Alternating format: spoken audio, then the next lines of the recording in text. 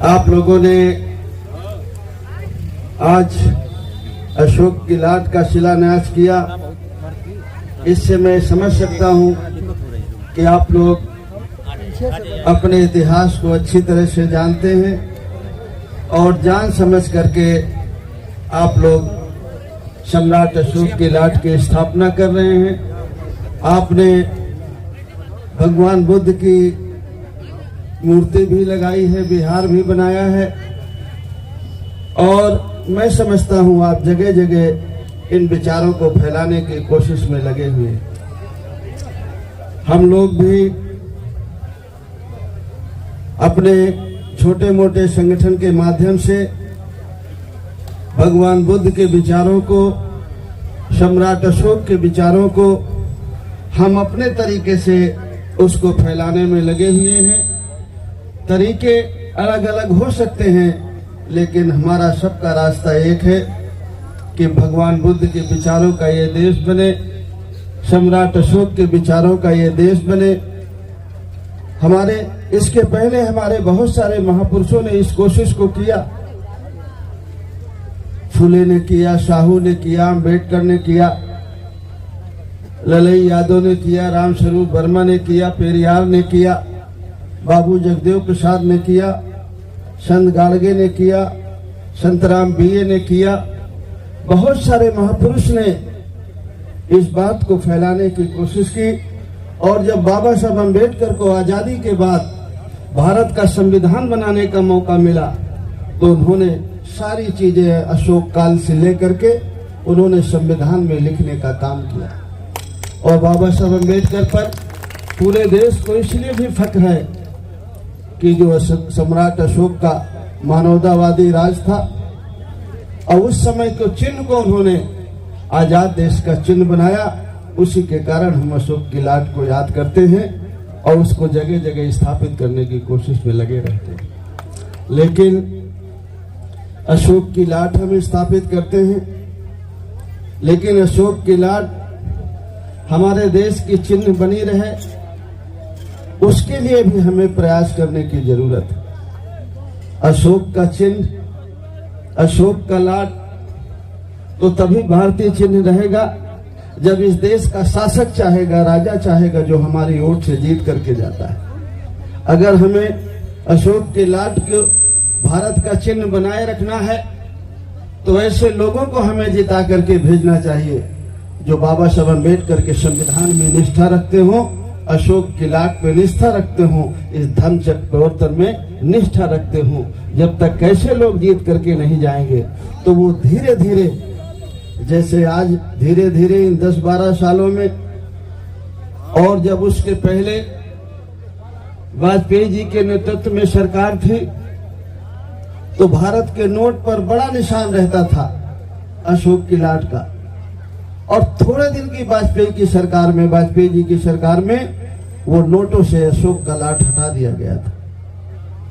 कुछ जगह है आज हमारे देश का निशान है, हमारे लेटर पैड में है, लेकिन उसकी निरंतर कोशिश में कुछ लोग लगे रहते हैं कि ये निशान हटाया जाए।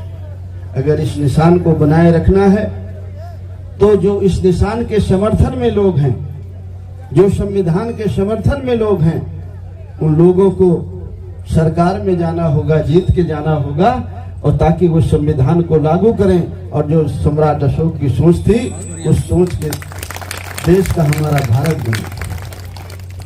मुझे बड़ी खुशी है कि आप लोग बाबा साहब अम्बेडकर को मानने वाले हैं, अशोक के विचार को आप फैलाना चाहते हैं, लेकिन मैं ये भी कहूंगा कि आपको थोड़ा सा और आगे चल करके भी काम करना है।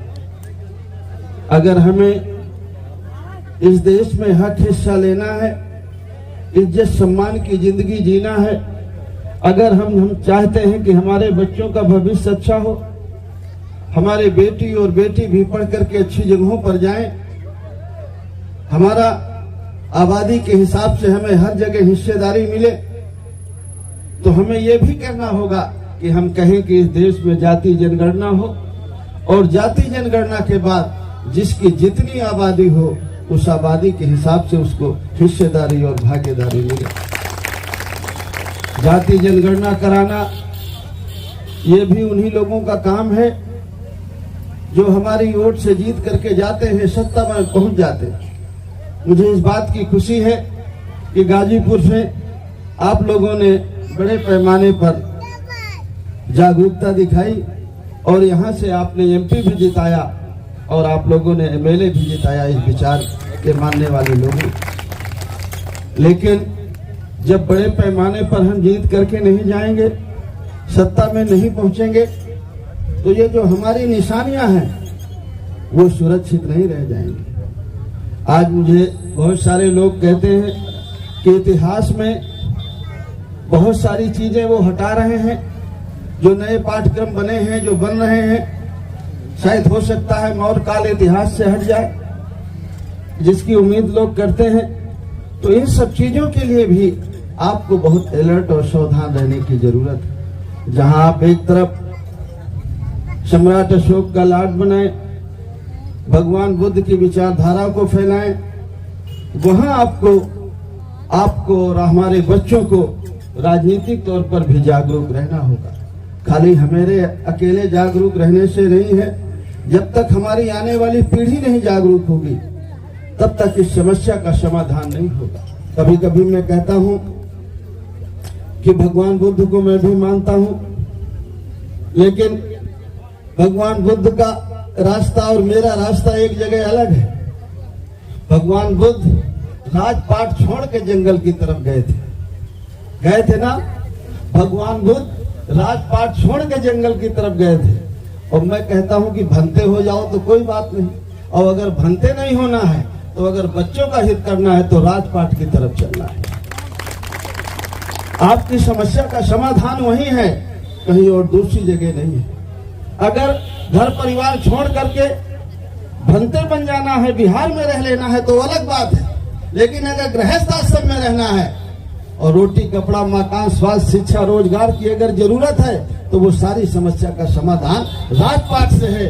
जहां अशोका बैठा था, जिसके कारण उसकी लाट लगा रहे हैं, उसको याद कर रहे हैं। अशोक को इसलिए थोड़ी याद करते हैं कि साग भाजी बेचता था, अशोक को इसलिए याद करते हैं कि चक्रवर्ती सम्राट था, राजा था।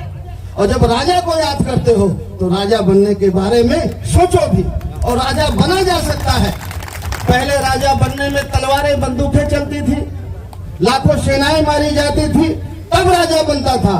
और आज राजा बनने के लिए सेनाएं मारने की जरूरत नहीं है, जिसको ज्यादा वोट मिल जाते हैं वही राजा बन जाता। जिस दिन अपने वोट को बेचना बंद कर दो, दारू में, पैसे में, 5 किलो अनाज में, साड़ी ब्लाउज में, जिस दिन अपने वोट को बेचना बंद कर दोगे उसी दिन सारी समस्याओं का समाधान हो जाएगा।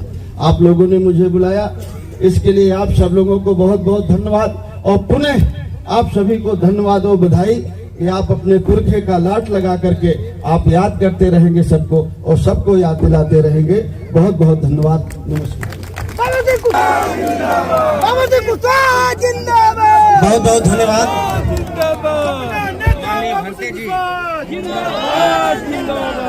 पार्टी जन अधिकार पार्टी